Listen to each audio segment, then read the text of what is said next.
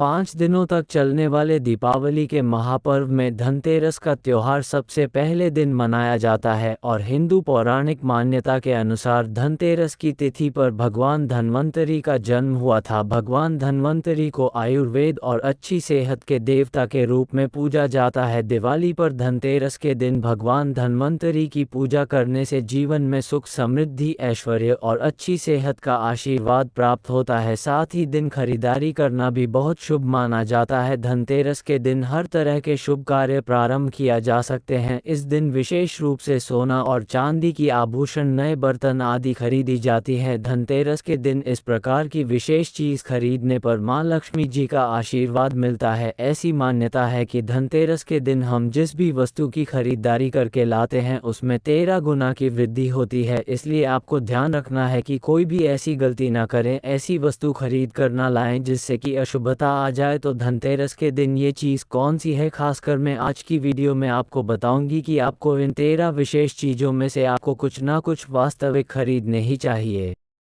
अगर आप ये सभी 13 वस्तुएं न खरीद पाए तो इनमें से जो भी आपकी सामर्थ हो वह वस्तु आप घर पर खरीद कर ला सकते हैं। धनतेरस के दिन मां लक्ष्मी जी, कुबेर देवता और धन्वंतरी भगवान की पूजा करने से घर हमेशा धन, सुख, सुविधा और वैभव से भरा रहता है। धनतेरस के दिन जो लोग सोने चांदी से बने हुए आभूषण या सोना चांदी ना खरीद पाए उन्हें भी इस दिन कुछ चीज़ अवश्य ही खरीदनी चाहिए। सबसे पहली वस्तु है नई झाड़ू। धनतेरस के दिन नई झाड़ू खरीदना बहुत शुभ माना जाता है। झाड़ू को मां लक्ष्मी जी का प्रतीक माना जाता है और ऐसा माना जाता है कि नई झाड़ू से धनतेरस के दिन पहले पूजा करके फिर उसका प्रयोग करने से घर की सारी नकारात्मक ऊर्जा दूर हो जाती है और घर में सुख समृद्धि का वास हो जाता है। अगर हो सके, समर्थ हो तो धनतेरस के दिन एक झाड़ू का गुप्त दान करना चाहिए। इसे आप मंदिर में किसी चौराहे पर या ऐसी जगह पर जहां से कोई भी जरूरतमंद व्यक्ति इस झाड़ू को उठाकर ले जाए वहां पर आपको रख देना चाहिए। दूसरी वस्तु है साबुत धनिया। धनतेरस के दिन आप कुछ लेकर आए या ना आए,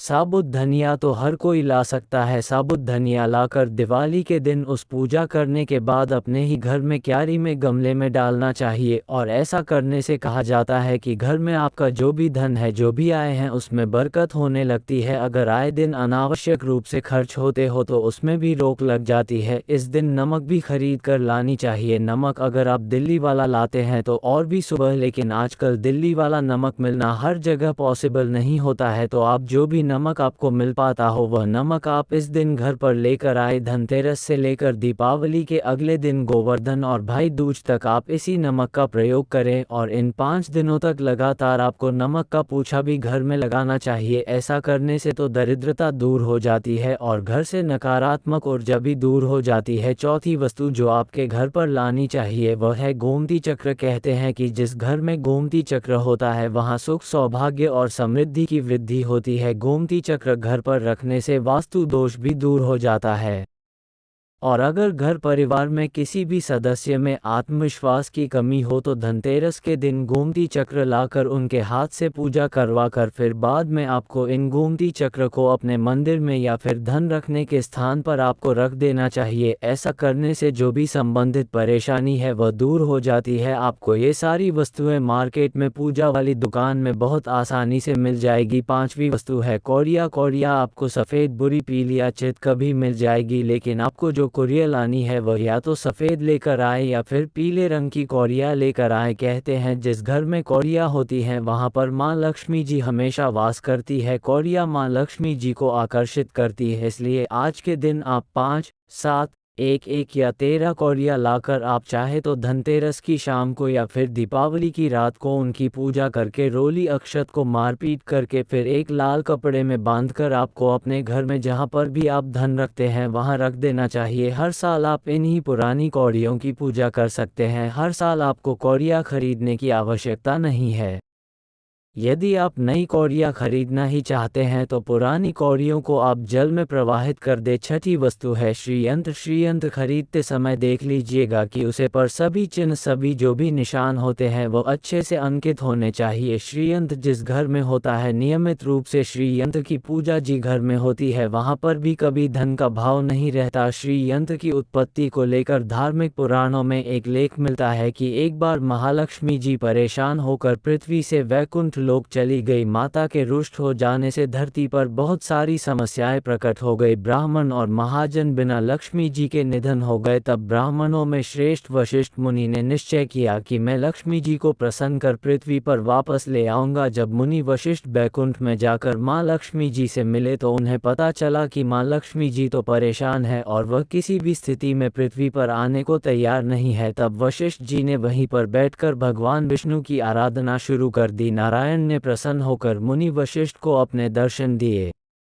वशिष्ठ जी ने श्री हरि विष्णु से कहा कि हम पृथ्वी पर बिना लक्ष्मी जी के बहुत दुखी हैं। हमारे सारे आश्रम उजड़ गए, धरती पर वैभव खत्म होने वाला है। ये सुनकर भगवान विष्णु वशिष्ठ मुनि को साथ लेकर माँ लक्ष्मी जी के पास गए और उन्हें मनाने की कोशिश की, लेकिन फिर भी माँ लक्ष्मी जी नहीं मानी। तब उन्होंने कहा कि मैं किसी भी स्थिति में पृथ्वी पर वापस जाने को तैयार ही नहीं हूँ। जब चारों दिशाओं में माँ लक्ष्मी जी के पृथ्वी पर वापस न आने की बात फैल गई, तब देवताओं के गुरु बृहस्पति जी ने एक युक्ति सुझाई। उन्होंने कहा कि अब श्रीयंत्र साधना ही एकमात्र उपाय बचा है, जिस माँ लक्ष्मी जी को धरती पर आना ही पड़ेगा। गुरु बृहस्पति जी के निर्देशों से श्रीहरि ने धातु पर श्रीयंत्र का निर्माण किया और उसे मंत्र सिद्ध प्राण प्रतिष्ठा युक्त करते हुए दीपावली के 2 दिन पूर्व धन त्रयोदशी को श्रीयंत्र पर स्थापित करके विधि विधान से उसका पूजन किया। पूजन समाप्त होते होते माता लक्ष्मी जी को वहां आना ही पड़ा और वे बोली कि मैं किसी भी स्थिति में यहाँ आने के लिए तैयार नहीं थी, यह मेरा प्राण था, परंतु बृहस्पति जी की युक्ति से मुझे आना ही पड़ा। श्रीयंत्र मेरा आधार है और इसी में मेरी आत्मा भी बसती है। यही कारण है कि धनतेरस के दिन श्रीयंत्र खरीदना चाहिए और अपने घर में स्थापित करना चाहिए। 7वीं वस्तु है 7 मुखी रुद्राक्ष की माला या फिर 7 मुखी रुद्राक्ष। अगर आप धनतेरस के दिन 7 मुखी रुद्राक्ष को घर पर लाते हैं और फिर उसकी विधि विधान से पूजा करते हैं या भगवान शिव की पूजा में आप इस रुद्राक्ष को प्रयोग करते हैं, किसी भी मंत्र का जाप करते हैं, तो उससे भी आपके घर में कभी परेशानी नहीं आती, किसी प्रकार का कोई अकाल मृत्यु कभी नहीं रहता। क्योंकि दीपावली देव का त्योहार होता है और इस दिन अपने घर में अपनी समर्थ के अनुसार दीपक जलाए जाते हैं। धनतेरस के दिन भी दीप जलाने चाहिए। अगर आप चाहते हैं आपके घर में साक्षात महालक्ष्मी जी का वास सदा बना रहे, पूरे वर्ष पर आपके घर में धान की कोई कमी ना रहे,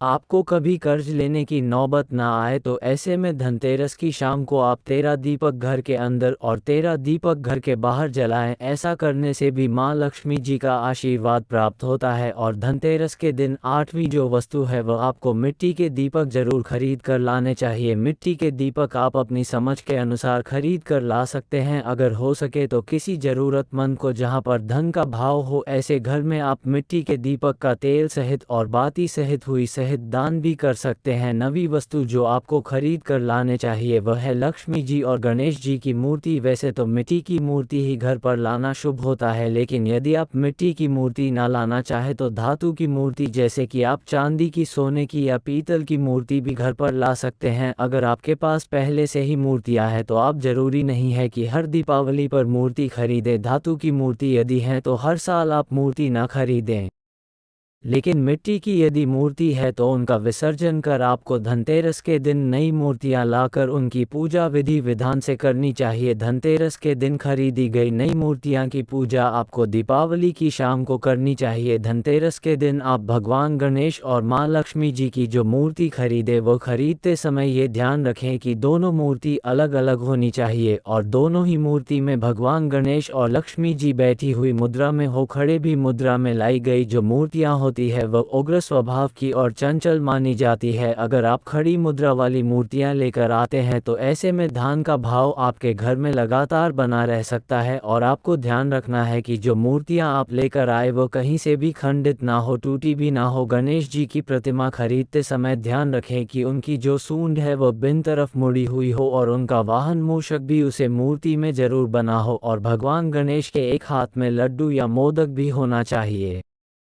और माँ लक्ष्मी जी की जो मूर्ति है वह कमाल के फूल पर विराजित होनी चाहिए और उनके हाथ में सिक्के हो या फिर सिक्के गिरने वाली अवस्था में हो, ऐसी मूर्तियां घर पर लाना बहुत शुभ होता है। बहुत से लोग आज के दिन उल्लू पर विराजमान मूर्ति या फिर तस्वीर घर पर लेकर आते हैं, लेकिन आपको हाथी या फिर कमल के फूल पर विराजमान लक्ष्मी जी की मूर्ति या तस्वीर ही घर पर लानी चाहिए। कभी भी प्लास्टिक ऑफ पेरिस जिसे पॉप कहते हैं, प्लास्टिक की मूर्तियाँ इस दिन नहीं खरीदनी चाहिए। और और ना ही पूजा में उनका प्रयोग करना चाहिए। आप केवल मिट्टी की या फिर धातु की मूर्ति लेकर आए। अष्टधातु की मूर्ति भी आप ला सकते हैं। धनतेरस के दिन आपको जो 10वीं वस्तु खरीदनी चाहिए वह है कुबेर यंत्र। कुबेर यंत्र जिस घर में होता है वहां पर धन के देवता कुबेर का वास होता है, साथ ही माँ लक्ष्मी जी भी वहां पर वास करती हैं। आपको उत्तर दिशा में ही धन कुबेर यंत्र की स्थापना करनी चाहिए। इस दिशा का सही निर्माण परिवार में समृद्धि और खुशियों को लेकर आता है। साथ ही अगर आपके घर में किसी तरह का कोई वास्तु दोष है तो वह दोष भी दूर हो जाएगा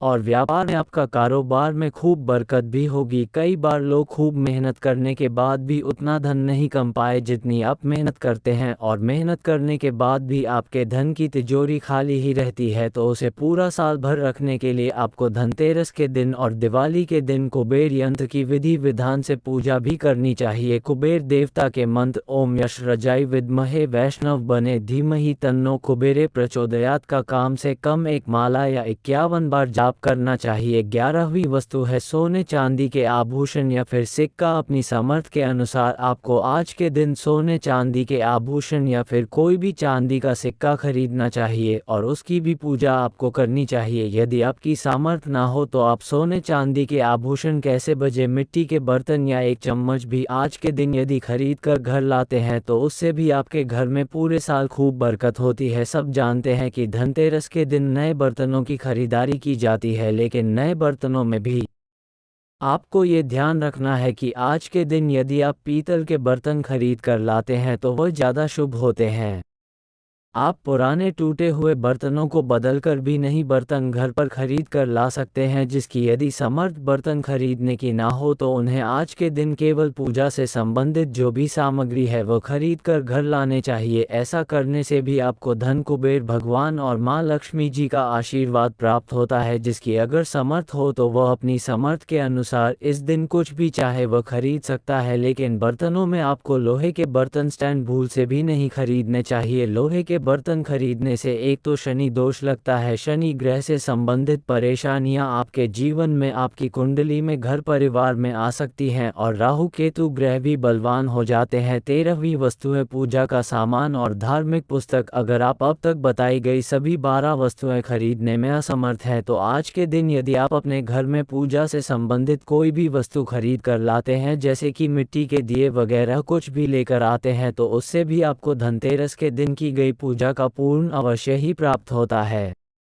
अगर आपको पूजा से संबंधित कोई सामान लाना है जैसे कि रोली अक्षत कुमकुम के अलावा या फिर कोई भी सामान लौंग इलायची पान सुपारी बताशा तो वह भी आप इस दिन खरीद कर ला सकते हैं। इसके अलावा आप धार्मिक पुस्तकों में जैसे कि व्रत कथाएं हैं या फिर पूरे हफ्ते पढ़ने वाले जो भी व्रत त्योहार है आरतियां की किताब हैं, और अगर आप पढ़ती हूँ तो आप पुराण भी अपने घर पर ला सकते हैं। और पुराण घर पर लाने के बाद जब भी आपको समय हो तो खुद भी पढ़ना चाहिए, दूसरों को भी पढ़कर सुनाना चाहिए। ये सारी वस्तुएं यदि आप इनमें से कुछ भी या सारी वस्तु भी खरीद कर लाते हैं तो उससे कहा जाता है कि आपके घर में पूरे वर्ष महालक्ष्मी जी की कृपा बनी रहती है। घर में कभी भी आपको कर्ज लेने की स्थिति नहीं आएगी। आप जितना भी काम आएंगे उसमें आपको 13 गुना की वृद्धि मिलेगी। यह जानकारी अगर आपको पसंद आई हो तो वीडियो को लाइक करके हमारे चैनल को सब्सक्राइब जरूर करें।